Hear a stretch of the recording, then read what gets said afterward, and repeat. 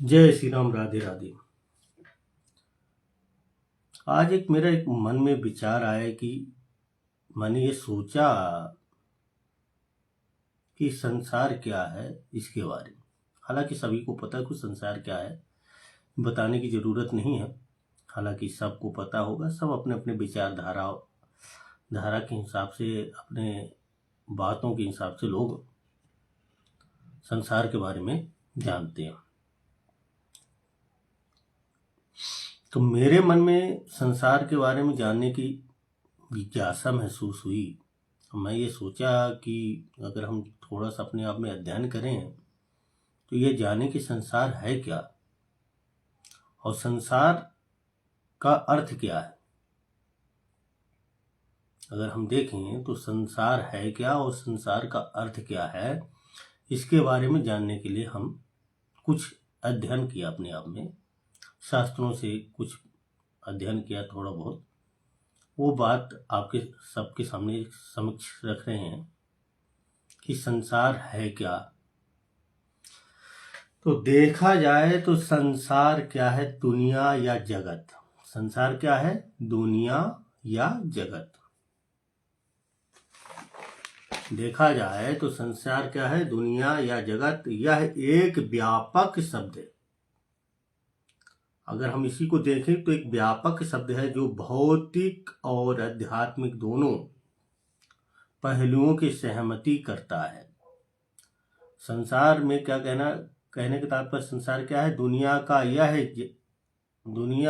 या जगत एक आध्यात्मिक, जो भौतिक और आध्यात्मिक दोनों पहलुओं को सहमति करता है, उसको संसार कहते हैं। भौतिक रूप अगर हम देखें तो संसार में भौतिक रूप से यह हमारे आसपास, हम कहते हैं भौतिक रूप से यह हमारे आसपास के जीव जंतु वस्तु आदि शामिल है। ये भौतिक रूप में अगर हम देखें तो को दर्शाता है। अगर आध्यात्मिक स्वरूप में देखें इसको, अगर आध्यात्मिक रूप में अगर हम देखते हैं तो यह एक जन्म मृत्यु का चक्र है, कर्म और पुनर्जन्म का चक्र है। अगर आध्यात्मिक रूप में देखें तो जन्म मृत्यु और कर्म का पुनर्चक्र है। और यह पूर्व जन्म के अनुसार, पूर्व जन्म और धर्मों के अनुसार अवधारणा करता है, शरीर धारणा करता है। जैसे आपने पूर्व जन्म में कार्य किया उस हिसाब से आपका शरीर को में आपको धारणा मिलेगी। उसी हिसाब से ये जब आत्मा मृत्यु, शरीर जो है नष्ट हो जाएगा और आत्मा आकाश को चली जाएगी, तब आपके नए स्वरूप मिलेंगे। तो अगर संक्षेप में संसार के प्रकार को अगर हम समझें तो भौतिक संसार और आध्यात्मिक संसार। भौतिक संसार क्या है, वह यह दुनिया जिसमें हम अपनी इंद्रियों को, वह यह दुनिया जिसको हम अपनी इंद्रियों को अनुभव करें कि पृथ्वी, आकाश, नदियां, पहाड़, जीव जंतु आदि शामिल है। मतलब अपने अंदर की इंद्रियों से अनुभव करें पृथ्वी, आकाश, नदियां, पहाड़, ये जीव जंतु सब हमारी दुनिया में भौतिक जीवन में शामिल है। अगर हम भौतिक जीवन को बोले, अपने अंदर की जो जीवन आत्मा है उसको शामिल करते तो अध्यात्म, इसलिए इसको भौतिक संसार कहते हैं। अब इसी पे दूसरा अगर हम देखें तो आध्यात्मिक संसार। आध्यात्मिक में क्या हो रहा है, यह कर्मों के अनुसार, यह कर्मों के अनुसार पुनर्जन्म के चक्र को दर्शाता है। आध्यात्मिक का कहने का तात्पर्य है कि आपके कर्मों के अनुसार पुनर्जन्म के चक्र को दर्शाता है, जहां व्यक्ति अपने कर्मों के अनुसार हर जन्म में नए नए स्वरूपों में जन्म लेता है। इसलिए संसार एक जटिल अवधारणा है। इसलिए संसार क्या है, एक जटिल अवधारणा है। और भौतिक और आध्यात्मिक दोनों पहलुओं को अगर हम देखें, भौतिक और आध्यात्मिक दोनों पहलुओं को जोड़ती है, जिसका अर्थ है भिन्न धर्मों में दार्शनिक दृष्टिकोण में भिन्न हो सकती है। तो संसार जो है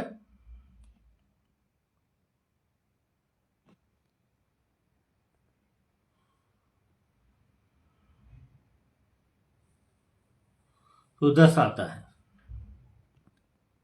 इस संसार में आदमी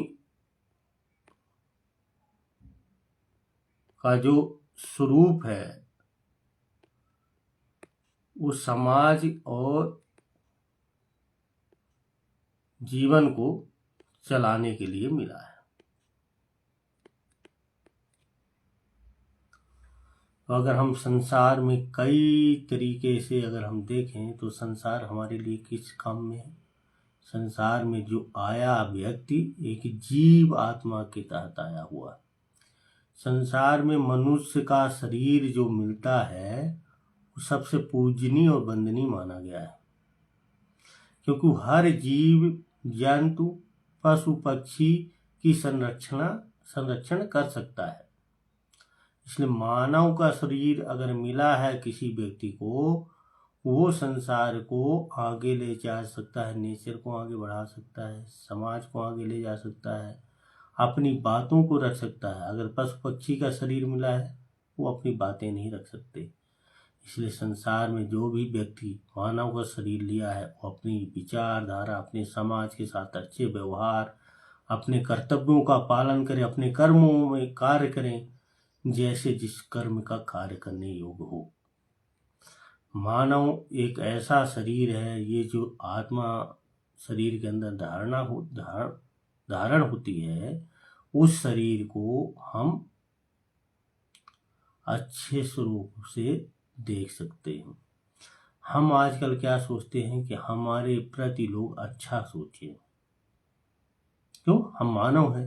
ऐसे पशु पक्षी भी सोचते होंगे कि हमारे प्रति अच्छा सोचे, हमारे प्रति अच्छा विचार रखे, हमको अच्छा खाने पीने के लिए दे, मगर हम क्या करते हैं? नहीं देते हैं, क्योंकि हम अपने आप को ही भूल गए हैं कि हम किस लिए जन्म लिए हैं। जब इस संसार में आते हैं तो हम कितने भावनाओं के साथ आते हैं। जैसे बढ़ते जाते हैं, उम्र बढ़ती जाती है, विचार बदलते जाते हैं, लोग समाज के अच्छे बुरे व्यक्ति की जानकारी मिलती जाती है, हम उम्र के साथ साथ सीखते हैं। ऐसे पशु पक्षी भी इंसानों से सीखता है। इसलिए संसार में हर व्यक्ति का, हर तबके का कार्य अपना अपना होता है। अगर ये पशु पक्षी समाज संसार में ना रहे तो संसार नहीं कहलाएगा। इसलिए भगवान ने भी जन्म लिया है संसार में तो मानव रूप में आए थे। वो भी तो पशु पक्षी के रूप में आ सकते थे ना, नहीं आए, क्योंकि उनको ये सब चीजें सिखानी थी। आने वाले संसार में जो कार्य होने हैं, जो समाज में कर्तव्य करना है, सब लोगों के साथ उठना है, बैठना है, कैसे बातें रखनी है, कैसे एक दूसरे के साथ विचार रखने हैं, एक दूसरे से बोलना कैसे है, समझना कैसे है, एक दूसरे के मन को, कार्य को कैसे करना है, उसके कर्तव्य को कैसे निर्वाह करना है, ये भगवान ने ही सिखाया है। भगवान हम सबको एक शक्ति प्रदान किया है। से संसार में सब एक है। संसार में जो भी व्यक्ति जन्म लिया है वो मानव ही है, कोई स्वरूप अलग नहीं है। ज्ञान अंदर से अर्जित की जा सकती है, अंदर से ज्ञान आ सकता है, मगर ज्ञान ऊपर से डालकर भेजा नहीं गया है। ज्ञान को कौन अर्जित करता है? इंसान। और इंसान कहाँ से ज्ञान अर्जित करता है? वेद पुराण उसे अर्जित कर रहा है। तो इसलिए संसार, इसीलिए सबसे बड़ा उदाहरण है। संसार में अगर मानव का स्वरूप मिला है इस संसार के लिए, आप कुछ ऐसे कार्य करो, ऐसे कर्तव्य का पालन करके जाओ, अच्छे कर्म करके जाओ कि जिससे आपके लोग उदाहरण दें कि ऐसा व्यक्ति ऐसा कार्य करके गया है और ये समाज के लिए सराहनीय कार्य था। इस हिसाब से कार्य करने से संसार चल सकता है। जैसे लोग भगवान मर्यादा पुरुषोत्तम राम का उदाहरण देते हैं, कृष्ण भगवान का उदाहरण देते हैं, जो भी जन्म लिया है मानव स्वरूप में भगवान ने, उनका उदाहरण इसलिए दिया जाता है क्योंकि उन्होंने अच्छे कार्य और कर्तव्य करके निष्ठावान लोगों को उसी रूप में, उस रूप में ढाल के गए हैं कि ऐसे आपको कार्य करना है। मगर क्या है, हम लोग नहीं समझते। हमारे मन में जो ऐसी ऐसी भावनाएं आती है कि 2 मिनट कुछ कर रहे हैं, 2 मिनट बाद कुछ करने लगते हैं। क्यों हम समझ नहीं पा रहे हैं संसार है क्या, संसार के बारे में क्या कहना है, समाज के बारे में क्या कहना, अपने बच्चों के बारे में क्या बोलना है। ये संसार का एक नए स्वरूप को कैसे समझा जा सकता है। खास तौर से आजकल के लोग, व्यक्ति जो भी है, किसी किसी के साथ खड़ा नहीं होना चाहता है। भाई भाई के साथ नहीं खड़ा हो रहा है। माँ बाप बेटे के जन्म दे देता है और बेटा माँ बाप के प्रति सेवा नहीं करता। पति पत्नी एक दूसरे का सहयोग नहीं दे रहे हैं। क्यों? ये कलयुग की धारणा में चल रहे हैं। कलयुग का प्रभाव है, अच्छी बात है, मगर अपने अंदर विवेक भी है, समझदारी भी है। हमको करना क्या है, क्या नहीं करना है, भगवान ने ये बुद्धि तो दी है ना। इस बुद्धि विवेक के साथ अपने माँ बाप, समाज, परिवार के साथ जुड़ें, अपने माँ बाप के कर्तव्यों का पालन करें, इसी को निर्वाह करें। इसी को संसार कहा गया है। संसार बहुत बड़ी विश्व की धारणा में गणना की गई है। ये पूरा पृथ्वी लोक संसार में आता है। अब पूरा आकाश संसार को छत्र छाया दे रहा है। बीच में निर्वाह करने के लिए मानव, पशु पक्षी